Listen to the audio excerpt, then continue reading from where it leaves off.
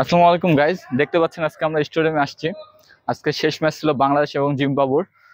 তো পরপর 5টা ম্যাচ পরে মানে 4টা ম্যাচ বাংলাদেশ জিতলো, একটা ম্যাচ হেরে গেল বাংলাদেশ। তো এটা কোনো বিষয় না, আমরা হারতে কখনোই শিখি নাই, সবসময় জিততে শিখেছি। আমাদের হারাটাও জিত, ঠিক আছে? তো দোয়া করবেন বাংলাদেশের জন্য, আমাদের জন্য দোয়া করবেন।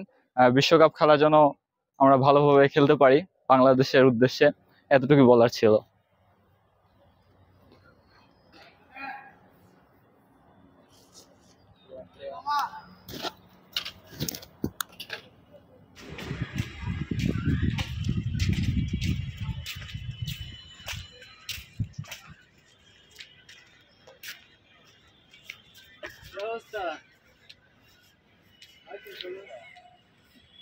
साइड में हो सके तो साइड में भी डाल देना।